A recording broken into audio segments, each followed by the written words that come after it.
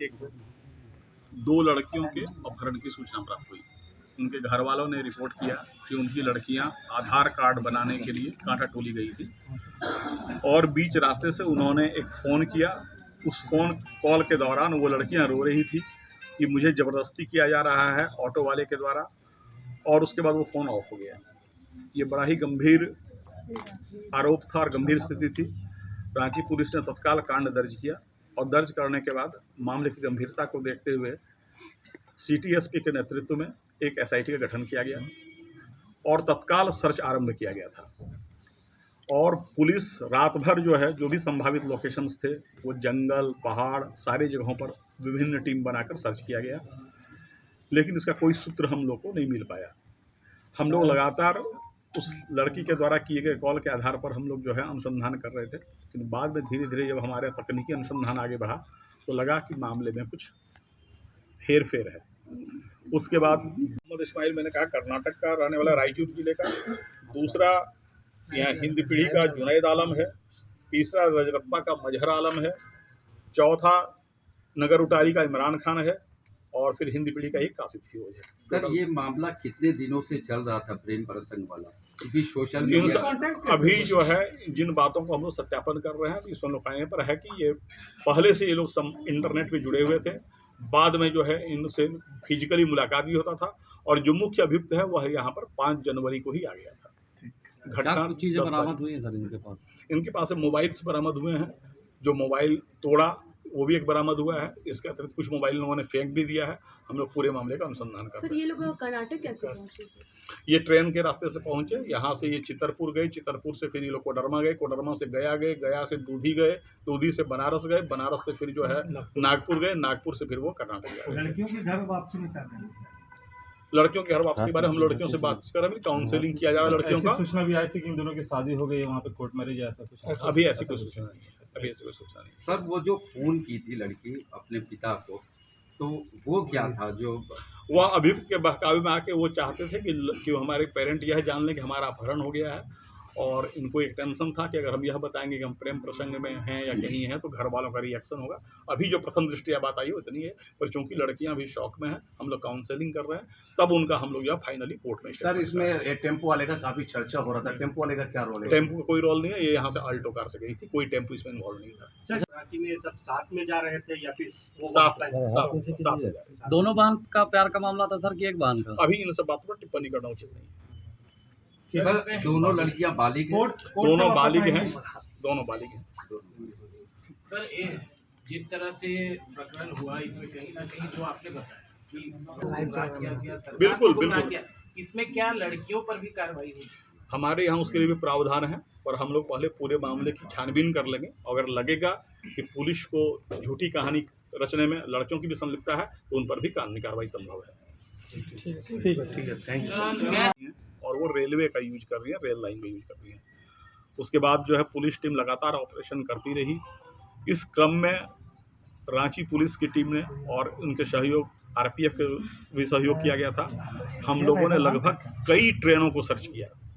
इसमें से Palamu express, Shaktipunj express, Banaras से चलने वाली कामायनी एक्सप्रेस और गंगावती एक्सप्रेस कर्नाटक जाने वाली कई ट्रेनों को रांची पुलिस ने सर्च किया और आरपीएफ से सर्च करवाया।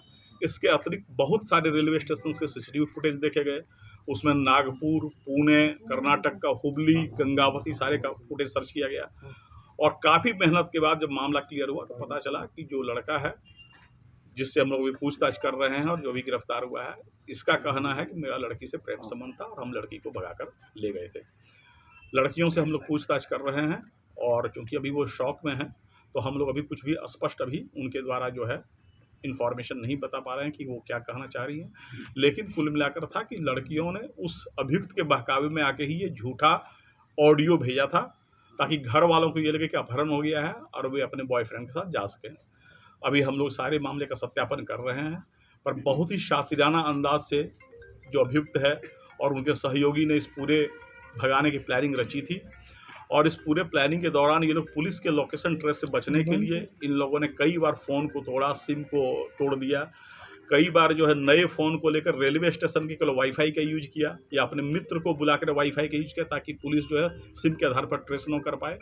और यह रांची पुलिस के लिए बहुत बड़ी चुनौती थी, लेकिन एक रिकॉर्ड टाइम में रांची पुलिस ने बहुत ही ज़बरदस्त अनुसंधान किया।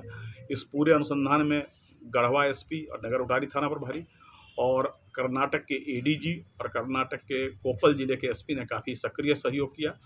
आरपीएफ के द्वारा भी ज़बरदस्त सहयोग हुआ और इस पूरे टीम वर्क के चलते और हमारी एसआईटी के ज़बरदस्त काम के चलते दोनों लड़कियां सकुशल बरामद हो गई हैं, जिनसे पूछताछ भी चल रहा है। और जो इस पूरे प्रकरण में जो मुख्य आरोपी था वह कर्नाटक का रहने वाला है, जो हैदराबाद में काम करता है, मोहम्मद इस्माइल, और उनके 4 सहयोगी, कुल 5 आदमी को हम लोगों ने गिरफ्तार किया है, जो पूरी योजना में लड़कियों को ले जाने और भगाने में शामिल थे। सर ये जो 4 दोबारा भी जो उनका ऑडियो आया उसमें था कि वो किसी जंगल में फंसी हुई है और वहाँ से उन्हें ट्रक का लाइट दिख रहा है, इस तरह की बातें आई जो बिल्कुल अपहरण की कहानी को बता रहा था। इस बात पर जो है एक एसआईटी सीपीएसपी के नेतृत्व में मैंने गठित किया, जिसमें कोतवाली डीएसपी, सीपी डीएसपी, हमारे तकनीकी सेल के पदाधिकारी और बहुत सारे ऑफिसर, जिसमें हिंदी पीढ़ी के पदाधिकारी और अन्य थाना के पदाधिकारी शामिल थे। और पूरी टीम ने बड़ी मेहनत और लगन से रात भर जो है जंगल, पहाड़, जो भी संभावित लोकेशन थे उसको सर्च किया। इस सर्च के दौरान जो भी इनपुट था उसके आधार पर किया गया, लेकिन जो निष्कर्ष है वो फलाफल हम लोग का सुन नहीं रहा। फिर जब हम लोग जो है अनुसंधान करना शुरू किए और हमारी टीम ने काफ़ी दक्षता से सीटीएसपी के नेतृत्व में इस कांड का अनुसंधान किया, और जब अनुसंधान में बातें परत दर परत खुली तो लगा कि अपहरण की बात सही नहीं है संभवतः। उसके बाद जब हम लोगों ने इन्वेस्टिगेशन किया पता चला कि ये लड़कियां जो है जब घर से निकली हैं तो किसी ऑटो का यूज नहीं किए हैं। बाद में अनुसंधान में ये आया कि ये आल्टो कार से निकली हैं, और इस पूरे प्रकरण में पता चला कि वो जो लड़का जो उन्हें भगा कर ले गया था वह कर्नाटक का रहने वाला है, वो हैदराबाद में काम करता है और इनसे संपर्क में था। वह 5 जनवरी को ही यहाँ आ गया था, लेकिन पुलिस से बचने के लिए ये लोग लगातार मोबाइल तोड़ते रहे, सिम कार्ड तोड़ते रहे, केवल रेलवे स्टेशन के वाईफाई का यूज करते रहे। इस पूरे अनुसंधान के दौरान रांची पुलिस ने कई ट्रेन को सर्च किया, जिसमें से Palamu express, Shaktipunj express, Kamayani express, Gangavati express, Mandapam express, इस तरह बहुत सारे ट्रेन को सर्च किया गया। आरपीएफ के सहयोग से और वहाँ के स्थानीय पुलिस के सहयोग से कई स्टेशनों का सीसीटीवी फुटेज खंगाला गया, और एक ज़बरदस्त मेहनत जो है रांची पुलिस की टीम के द्वारा किया गया, और अल्टीमेटली कर्नाटक पुलिस के सहयोग से हम लोगों ने इसे कर्नाटक में गंगावती में अभियुक्त को भी पकड़ा और इन लड़कियों को बरामद किया। हम लोग अभी जो है इन लड़कियों से पूछताछ कर रहे हैं कि पूरा प्रकरण कैसे हुआ। इन लड़कियों ने इतने बात स्वीकार किया कि जो ऑडियो उन्होंने बनाया था वो मुख्य अभियुक्त के बहकावे में बनाया था, और उसमें उनके साथ ऐसी कोई बात नहीं हुई थी कि उन्हें कोई ज़बरदस्ती ले जा रहा है। हम लोग पूरे मामले की छानबीन कर रहे हैं, और कुल मिलाकर जो 5 अभियुक्त इसमें शामिल थे, जो पूरे प्लानिंग में और पुलिस से बचने में उन्होंने सहयोग किया, उन सबों को गिरफ्तार किया गया है और हम लोग आगे का अनुसंधान कर रहे हैं। सर ये अभियुक्त कहाँ से हैं सर, कहाँ के लोग हैं? अभियुक्त एक जो है वो कर्नाटक के रायचूर जिले का है, जो मुख्य अभियुक्त है मोहम्मद इस्माइल। इसके अलावा हिंद पीढ़ी के 2 अभियुक्त हैं, इसके अलावा एक चितरपुर का अभियुक्त है और एक गढ़वा नगर उटारी का अभियुक्त है। सर जैसे लास्ट लोकेशन और मांझी था, और मांझी के बाद ये लोग उसी ऑल्टो कार से कि जो अब अनुसंधान से क्लियर हुआ है, ऑटो से कहीं नहीं गए थे, ये ऑल्टो कार से निकले थे, और पूरे अनुसंधान से यह क्लियर हुआ कि यहाँ से चितरपुर से फिर कोडरमा से गया से दूधी से बनारस से नागपुर से गंगावती कर्नाटक जा। तो लड़कियां जब अभी मन से निकली तो आखिर इससे किडनैपिंग का शक क्यों दिया गया? नहीं, अभी जो है लड़कियां मन से निकली है या वो किसी दुष्प्रभाव में बोल रही हैं, जब तक लड़कियों को हम लोग काउंसलिंग करके उन्हें परफेक्ट नॉर्मल कंडीशन में नहीं ले आए तब तक कुछ भी कहना प्रीमेच्योर होगा। और दूसरी बात की, जिस तरीके से पूरे प्रकरण को रचा गया, झूठी बातें फैलाई गई, लड़कियों को लगातार उनके गार्जियन के कस्टडी से बाहर ले जाकर लगातार ट्रेन पर ट्रैवल कराया गया, ये अपहरण की ही बात है। सर जो ऑटो चालक है जिसके बारे में वायरल हो रहा था, या उनका कहना है कि मेरा मान सम्मान को ठेस पहुंचाया, मेरे से कोई ये भी नहीं लिया गया और उसका वायरल किया गया, हमको बदनाम किया, जिससे वो ऑटो वालों पर भी जो है विश्वास कम हुआ लोगों का। इस तरह उस बात की हम लोग छानबीन करेंगे, उस प्रकरण पर क्या क्या कार्रवाई। अभी हम लोग का मुख्य ध्यान अनुसंधान पर केंद्रित था, बाकी जो बातें फैली और अफवाह फैली उसके बारे में हम लोग अलग से छानबीन। सर वापस लाने में कितना सहयोग रहा?